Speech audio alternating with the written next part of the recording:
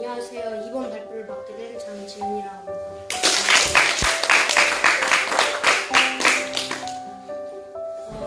이번에는 지난번 발표했던 미스반 데어로에 이어서 프랭크 로이드 라이트를 발표하도록 하겠습니다. 그는 자연을 공부하고 자연을 사랑하고 자연에 가까이 머물러라고 했는데요. 저는 프랭크 로이드 라이트가 하리학교에 오면 참 좋아할 것 같다는 생각이 들었습니다. 그는 1867년 미국 위스콘주 리치랜드에서 선교사의 아들로 태어났는데요. 예전부터 위스콘주는 인디언들의 땅으로 유명했습니다. 이거는 프레멜 블록인데 라이트의 부모님이 좀 그 학구열에 굉장히 불타 있었어요. 그래서 우리 아들 막 명문대 보낼 거야 이래가지고 그 공부 관련된 물품을 굉장히 많이 라이트에게 사줬는데 그중 하나가 이 프레벨 블록입니다. 라이트는 프레벨 블록을 굉장히 좋아했습니다. 그리고 이 프레벨 블록은 나중에 라이트가 짓게 될 건축물들에게 아주 지대한 영향을 미칩니다.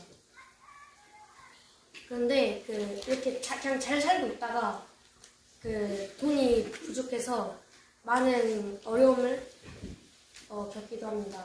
그래서 결국 라이트는 너무 이제 형편이 안 되니까 좀 더 편하게 살 수 있도록 아버지가 사촌의 집으로 보냅니다. 사촌은 농장이랑 집이 함께 있었는데요. 그래서 농장에서 일을 했습니다. 그런데 그 농장에 있던 엄격한 규율들이 있었습니다. 그래서 라이트는 그런 규율 속에서 지냈습니다. 농장의 이런 뚜렷한 사계절들과 라이트가 겪은 이런 육체 노동들, 그리고 이런 것들이 전부 다 라이트의 건축에 영향을 미쳤습니다.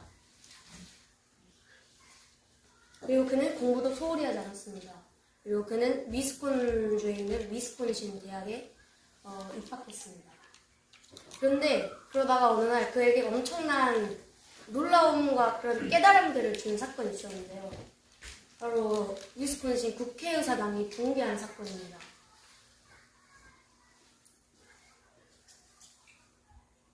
붕괴한 사건인데 이때 많은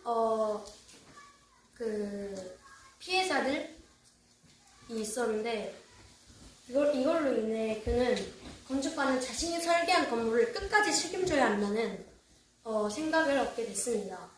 좀 책임이 어딘가 좀 하리학교랑 비슷한 면이 있습니다. 그리고 그는 또 더 많은 경험을 원해서 위스콘신에서 시카고로 이주합니다. 이때 시카고에서 루이스 설리반이라는 사람을 만나는데 이 사람이 유기적 건축을 선도하는 그런 사람이었어요. 그리고 그와 일하게 됩니다. 라이트가. 그러다가 라이트가 결혼을 하게 되는데 결혼을 하니까 집이 필요한 거예요.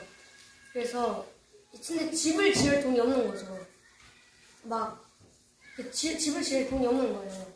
그래서 루이스 설리번에게 돈을 빌립니다. 그리고 그의 집을 짓습니다. 그리고 이 집을 지음으로써 인해 라이트의 건축 연쟁이 시작되는데요. 이 집을 라이트가 직접 설계했습니다. 그렇게 해서 지어진 집이 이 집인데 이 집의 이름은 라이트의 집과 스튜디오입니다. 시카고에 지어졌습니다. 이런 세모난 것들과 이런 되게 블록들을 껴맞춘 것 같은 이런 모양이 되게 프레벨 블록이랑 유사한 점을 찾으실 수 있습니다. 그 다음으로 지은 집은 이 윈슬로 저택입니다. 이 집은 좀 전형적인 집의 형태인데 프랭크 로이드 라이트가 현대 건축가 3대 거장 중 한 명인데 현대 건축은 1도 찾아볼 수 없을 만큼의 그런 일반적인 건축입니다. 그런데 여기서 이 지붕이 포인트입니다. 이 지붕, 여기 이 지붕의 한 면과 면이 맞닿아 있는 걸 박공이라고 하는데, 여기서 프레리 박공이라는 게 생겨나요. 라이트가 이걸 만듭니다. 프레리 박공은 이런 대초원을 연상시킵니다. 그리고 프레리 박공은 원래 박공은 보통 정사각형인데, 프레리 박공은 좀 이렇게 낮게 해서 중각삼각형으로 해서 이런 대초원을 연상시키겠습니다. 이 라이트의 집 그리고 이 윈슬로 저택이 공통점이 있었는데 바로 층고가 높다는 거였습니다. 그리고 라이트에 지은 집은 모두 공통점이 있었습니다. 어떤 공통점이냐면 모두 벽난로가 꼭 한 개씩은 있다는 거예요. 이게 라이트는 벽난로가 그 가족 간의 유대감을 형성하는 그런 중요한 역할을 한다고 생각해서 자기가 짓는 모든 건축물에는 전부 그 벽난로를 넣었습니다. 라이트의 그 집에 있는 라이트 집과 스튜디오에는 거기에 있는 벽난로에는 이런 문구가 적혀 있습니다. 진리가 산이다 친구여. 이 벽난로 주위에서는 나무 헐뜯지 말라라는 글이 적혀 있습니다. 그런데 문제가 생깁니다. 결혼을 하잖아요. 결혼을 하는데 라이트가 바람을 피운 거예요. 마마 체니라는 여성과 바람을 피웠습니다. 마마 체니는 라이트의 건축 의뢰인이었습니다. 그리고 그들은 파리로 도망갑니다. 이렇게 계속 은둔 생활을 하다가 성숙병으로 인해서 다시 미국으로 돌아오게 됩니다. 그리고 다시 지은 집이 텔리에이션 이스트입니다. 텔리에이션 이스트에서도 프레벨 블록 그런 모양들을 찾으실 수 있습니다. 그리고 자신의 고향인 위스콘신에 지어 있습니다. 이 텔리에이션 이스트는 빛나는 이마라는 뜻을 가지고 있습니다. 그때 라이트가 동양에 굉장히 관심이 많았는데요. 그래서 이게 스케치인데 보시면 이렇게 알 수 있듯이 여기 이렇게 동양 그런 것들이 있고 텔리에이션 이스트 곳곳에 그런 석상들이나 자신이 모아둔 그런 동양 물건들을 곳곳에 설치했다고 합니다. 근데 왜 라이트가 이런 동양 것들에 열광을 했을까요? 이 어느 정도로 좋아했냐면은 무인도로 갈 때 꼭 단 3개만 챙길 수 있다. 그러면은 뭐를 챙길 거냐라고 예전에 물어본 적이 있대요. 라이트한테. 라이트는 어떻게 대답했냐면 스승 설리번과 프레벨 블루 그리고 이 일본 우키요의 탄모카를 챙긴다고 했다고 합니다. 그만큼 동양에 대한 사랑이 깊었던 라이트입니다. 그리고 이 집에도 당연히 벽난로가 있습니다. 근데 이렇게 아늑해 보이는 벽난로도 있고 이렇게 아늑해 보이는 집에는 아주 끔찍한 비극이 기다리고 있었습니다. 1914년 줄리안 칼톤이라는 그 집에 집사가 있었는데요. 굉장히 유명한 사건입니다. 줄리안 칼톤이라는 어떤 그 집에 집사가 있었는데 그 집사가 어느 날 해고를 당합니다. 해고를 당하는데 해고를 잘렸는데 너무 화가 나는 거예요. 그래서 그걸 자기를 주체하지 못하고 이성근을 놓고 집에다 불을 지르고 모든 문을 걸어 잠깁니다. 그리고 딱 한 문만 열어요. 그럼 거기로 사람들이 나오겠죠. 그럼 거기로 나오는 사람들 전부 다 죽입니다. 이걸로 인해 라이트와 하인 몇 명만 살아남습니다. 마마 체리도 죽게 됩니다. 그리고 4명의 집사와 그 2명의 딸들이 사망하게 됩니다. 이 사건으로 인해서. 그리고 그는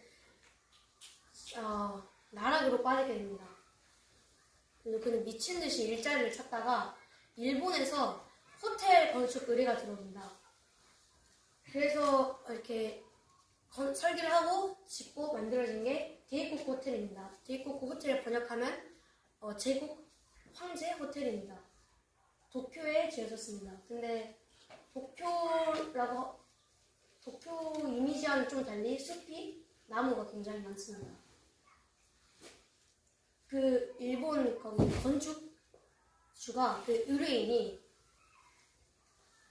도대체 완성 언제 되냐고 막 돈도 너무 많이 쓰고 그런다고 막 엄청 항의를 합니다. 항의를 하는데 그 프랭크 로이드 라이트가 짜증나가지고 그냥 이걸 마치지도 않고 그냥 갑니다. 그리고 결국 그 라이트의 회사 사람들이 이걸 마무리하는데 엄청난 일이 일어납니다. 그 개관일이었던 그 9월 1일 그 날짜가 정확히 기억이 안 나는데 개관일에 일본 역사상 가장 큰 지진 중 하나로 기록되는 대지진이 일어납니다. 그런데 이렇게 진짜 폐허가 됐어요, 도시가. 그런데 유일하게 살아남은 건물이 하나 있었는데 바로 데이코코 호텔입니다. 왜 데이코코 호텔만 살아남았는지 알아보도록 하겠습니다. 이 베어링이라는 게 있었는데요. 첫 번째 베어링인데요. 베어링이 뭐냐면은 이렇게 돌리는 스피너 있잖아요. 그걸 보내보시면은 이거를 찾으실 수 있는데 베어링이 돌아가요. 여기 구슬이 있는데 이거를 그냥 바퀴처럼 그냥 계속 돌아가게 하는데 이게 왜 중요한 역할을 했냐? 이 지하에 이게 깔려 있었어요. 그래서 이 흔들려도 이게 베어링이 딱 굴러가니까 그 관성 좀 어렵긴 한데 관성의 법칙이라고 그 멈춰있는 물체는 그 계속 멈춰있는 성질이 있어요. 그래서 얘는 계속 굴러가니까 건물은 그냥 가만히 있고 땅만 움직이는 그런 원리로 지진을 피할 수 있었습니다. 그리고 두 번째, 기와지붕을 사용하지 않고 서양에서 보통 많이 쓰는 구리지붕을 사용했습니다. 기와지붕은 다른 지붕에 비해서 훨씬 잘 떨어지는데요. 라이트는 그 지진이 많이 일어나는 일본 그걸 알았기 때문에 지붕이 떨어지지 않는 구리지붕을 사용했습니다. 그리고 세 번째, 라이트는 이 호텔 앞에 엄청 큰 연못을 만들었는데요. 이 연못이 불이 났을 때 소방 역할을 했습니다. 그리고 아무 두 가지가 있는데 그건 제가 사진을 찾을 수가 없어서 책에 있는 거를 따왔습니다. 세 번째는 이렇게 여기 이게 구조인데요. 지진으로 인해 떨어지는 이건 아닙니다. 20제곱미터마다 건물을 분절하게 건축했습니다. 그러니까 이 하나로 뭉탱이 된 이게 많이 흔들리잖아요. 그러니까 이거를 조금만 흔들어도 전체가 다 흔들리는데 도미노처럼 이렇게 그냥 군데군데 하면은 하나가 흔들리면은 이런 거는 다 흔들리는데 이렇게 이런 형식으로 하면은 다 흔들리지가 않죠. 그런 거를 다 생각하고 한 겁니다. 내긴가 봅니다. 죄송합니다. 그리고 그는 재혼을 합니다. 그런데 이 결혼 생활도 계속 가진 않았는데요. 바로 그의 부인의 약물 중독 때문이었습니다. 그리고 그 후에 라이트는 안정된 삶을 원합니다. 그리고 연극 공연을 보러 갔는데 그때 올기바나라는 사람을 만나게 됩니다. 그리고 라이트는 이 네 번째 부인과 평생을 함께하게 됩니다. 이건 노년의 올기바나입니다.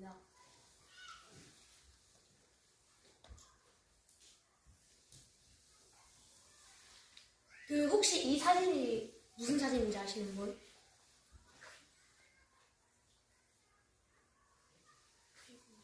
맞추시는 분은 제가 상품을 드리겠습니다.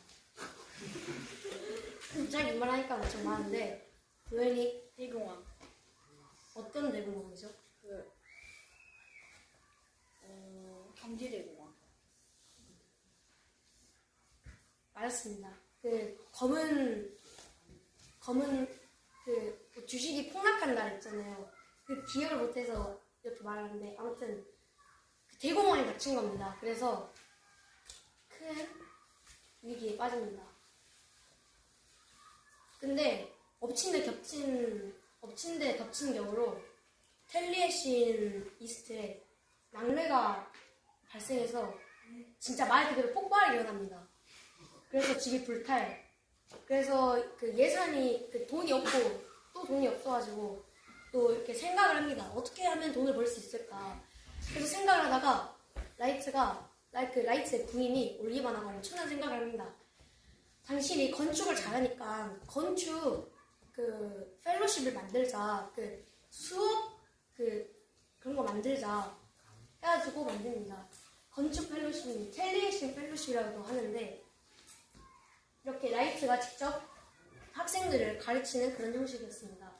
여기서 그는 이런 벌집 형태, 되게 그 조밀하게 되게 밀집된 그런 형태인데 이 집이 이런 형태의 집을 많이 만들었습니다. 이렇게 벌집처럼 이런 형태. 그러다 한 사람을 만납니다. 이때 이 건축이 진짜 라이트의 명작이라고 할 수 있죠. 이때 지어진 건축이. 한 사람이 의뢰를 합니다. 근데 이게 좀 애매한 그 펠로십의 학생 중 한 명이 그 자기 아빠가 유명한 건축가라고 근데 집을 지을 건데 한번 지어보자 해가지고 그 학생의 아빠에게 갑니다. 그래서 어떤 걸 지을 상황이었냐면요. 그 별장을 지을 상황이었어요. 그 별장을 지을 상황이었는데 여기서 유명한 일화가 나옵니다. 별장을 짓게 됐어요. 별장을 짓게 됐는데 설계를 해야 하잖아요. 근데 설계를 안 해요. 설계를 안 하고 그냥 머릿속으로만 여기는 이렇게 하고 여기는 이걸로 짓고 여기는 이렇게 하겠다. 여기는 몇 센치 정도 이렇게 머릿속으로만 계속 구상을 합니다. 이렇게 몇 개월이 지납니다. 그러다가 의뢰인이 이제 좀 설계도 많이 완성됐을 것 같으니까 오늘 들를 수 있을 것 같아요. 사무실에 한번 가볼게요 해가지고 오늘 가겠습니다 해가지고 지금 간다고 합니다. 망한 거예요. 라이트는 설계를 안 했어요. 머릿속으로만 구상한 거예요. 설계를 진짜 그려보시는 분들은 아는데 설계도 그리는 게 한두 시간 걸리는 게 아닙니다. 진짜 오랜 시간이 필요한데 라이트는 설계도를 그리는 거를 진짜 미친 듯이 해가지고 3시간 만에 완성을 합니다. 그 모든 걸 다. 그래서 자기는 몇 달 전부터 이렇게 하고 있었습니다 하는 듯이 딱 설계도를 보여줘요. 그런데 너무 멋있는 거예요. 그래서 그 의뢰인이 이거를 진짜 지을 수 있냐면서 이게 가능한가라는 그런 의문을 제기하기도 합니다. 그래서 그 의뢰인이 좀 고쳐야 될 것 같다라고 얘기를 하기도 합니다. 이거는 첫 번째 발표에 나왔던 사진인데 제가 거기에 있던 돌을 사용해서 이렇게 만들었다고 했잖아요. 그래서 똑같이 라이트도 거기에 있던 그 돌을 사용해서 이렇게 집을 만들었습니다. 그리고 이 유명한 집 그렇게 만들어집니다. 나투장입니다. 이 집은 펜실베니아 미국에 만들어졌습니다. 이 집은 이렇게 그 계곡이 있는 곳에 만들어졌는데 원래 그 의뢰인은 계곡에 짓는 게 아니라 계곡 옆에다가 이렇게 딱 볼 수 있게 그 설계를 해달라고 했는데 라이트는 그것보다는 오히려 분리돼서 이렇게 보고 그냥 그런 것보다는 아예 하나가 돼가지고 계곡에서 살자라고 해가지고 이렇게 지어버립니다. 여기서 아까 시작에 말했던 자연과 함께라 그런 것을 볼 수 있습니다. 이게 설계도입니다. 이거는 내부인데 여기 이렇게 돌을 보실 수 있죠. 그런데 여기에 문제가 생깁니다. 이 설계도를 보시면은 이게 잘 안 보실 수도 있는데 이게 공중에 떠 있어요. 여기 캔틸레버라는 걸 사용해서 공중에 떠 있습니다. 그런데 이 캔틸레버가 그 비틀어지면서 그 공중부양을 하는데 비틀어지면서 문제가 생깁니다. 그래서 보수 공사를 하게 됐습니다. 내부를 잠깐 살펴보겠습니다. 여기도 도를 사야겠죠. 그리고 이런 뻥 뚫린 이런 게르 같은 이런 창문들, 이런 창들을 사용해서 자연과 훨씬 가까이 있는 느낌을 줬습니다. 이렇게 훨씬 이렇게 뻥뻥 뚫린 그런 창들. 그리고 여기에 물 변환로가 있습니다. 그 위스콘신의 겨울은 지금까지 라이트가 겪었던 위스콘신의 겨울 중에서 유난히 추웠어요. 그래서 감기에 걸립니다. 감기가 진짜 별거 아닌데 이제 라이트가 노년기에 접어들었어요. 거의 70세였습니다. 그래서 라이트는 좀 더 따뜻한 곳으로 이주를 갑니다. 애리조나주로 가기로 했습니다. 애리조나에 이런 사막이 굉장히 많습니다. 그리고 이 애리조나주의 그 깃발입니다. 여러분이 생각하신 것과는 다르게 애리조나주에는 이런 사막이 굉장히 많습니다. 그리고 거기다 지은 게 이 텔리에신 웨스트입니다. 그 텔리에신 이스트가 있었는데 그건 위스콘신에 지은 거를 뜻하고 웨스트에 지었습니다.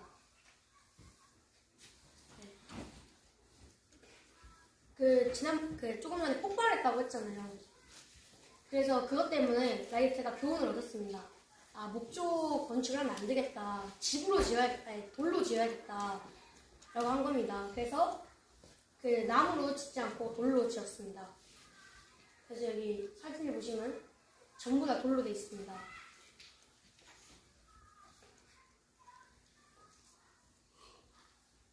이건 되게 유명한 전시인데 현대 미술의 미술관이라는 뜻인데 여기서 라이트의 작품이 출품이 되면서 라이트는 엄청난 인기를 끌고 그리고 엄청난 관심을 받습니다. 그때 아주 유명한 명문가죠. 구겐하임에서 연락이 옵니다. 라이트 씨에게 패기 구겐하임 씨가 당신을 뵙고 싶어 합니다.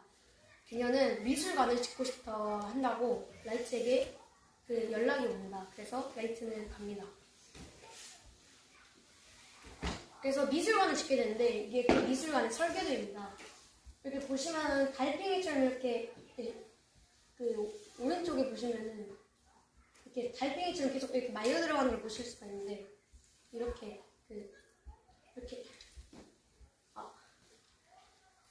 계속 이렇게 되잖아요. 1층, 2층, 3층, 4층인데 달팽이처럼 말려 들어가는 걸 볼 수 있습니다. 그런데 이때 미국 정부가 이거는 말이 안 된다. 이렇게 달팽이처럼 이렇게 계속 회오리 되어 있는 이런 통로에서 전시할 수 없고 그건 불가능하고 이거를 건축센터에서 벗어나 있고 너무 돈도 많이 들고 그렇다고 이걸 어쩌고저쩌고 해요. 근데 이 논쟁이 여러분이 상상도 못할 만큼 오랫동안 이어졌습니다. 이게 제가 알기로는 10년 넘게 이어졌습니다. 16년이네요. 16년 넘게 이어졌습니다. 그러면 이제 라이트는 80세 정도 됐습니다. 상당히 됐는데 그래서 이 지어진 건축물이 솔로몬 구겐하임 미술관입니다. 이런 뉴욕에 지어졌습니다. 여기 보시면 이렇게 달팽이처럼 이렇게 말려있는 전시 공간을 보실 수가 있습니다. 그리고 여기에 구겐하임 미술관이라고 적혀 있습니다. 프레벨 블록 중에 계속 라이트는 세모, 네모 그런 것들만 계속 하다가 드디어 이렇게 원형을 하게 됐습니다. 이 회오리 바람 모양처럼 이렇게 말려있는 그런 것들이 굉장히 인상 깊은 건물입니다. 이렇게. 그런데 갑자기 뜬금없이 프랭크 로이드 라이트가 89세 나이로 갑자기 사망합니다. 평소에 되게 건강했고 그런 라이트였는데 갑자기 뜬금없는 사망 소식은 건축계에서 굉장히 큰 혼돈이었습니다. 감사합니다.